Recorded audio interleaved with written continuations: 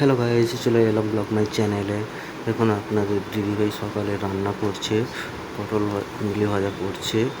প্রথমে তেল দিয়েছে, তারপরে জিরে দিয়েছে, একটু গরম হতে কুঁদলিগুলো দিয়েছে। একটু অপেক্ষা করুন, আমাদের কুঁদলি ভাজা হয়ে যাবে। অনেক দিন পর কুঁদলি ভাজা খাই না, তাই আজকে কুঁদলি ভাজা দিয়ে ভাত খাবো। সকালে রান্না করেছে ডিউটিতে যাওয়ার জন্য, তাই করছে। হলুদ দিয়ে দিল, একটু পরে আমাদের হয়ে যাবে। এরপরে দিদিভাই আপনাদের মাছের ঝোল করবে, এই পেঁয়াজ কাটছে, আলু কাটা হয়ে গেছে। আমাদের কুঁদলি ভাজা কমপ্লিট হয়ে আসছে। এবার দিদিভাই তুলে নিচ্ছে, হয়ে গেছে। খুব টেস্টি, আমার খুব ভাল লাগে কুঁদলি ভাজাটা দিয়ে ভাত খেতে। ব্যাস খুব টেস্টি আমার খুব কুঁদলি ভাজা দিয়ে ভাত খেতে।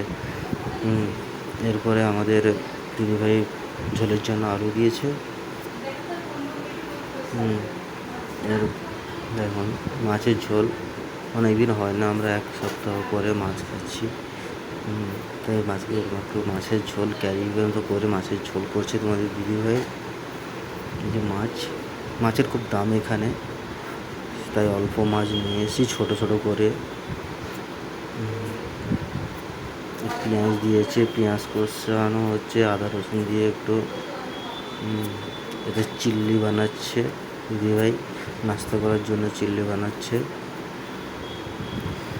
আর ভিডিওতে যদি ভালো লাগে বন্ধুরা কমেন্ট, সাবস্ক্রাইব, লাইক, কমেন্ট করে দেবেন।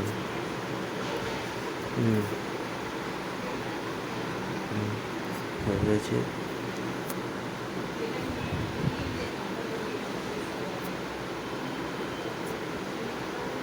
মশলা কষানো হচ্ছে দিদিভাই, আলু দিয়ে দিল, মশলা কষা হয়ে গেছে, আলু দিয়ে দিল। এইভাবে একটু ক্যারি মতো থাকবে মাছের ঝোল দিয়ে, একদম খেতে খুব টেস্টি লাগবে, খুব সুন্দর লাগবে। আলু কষে নিচ্ছে,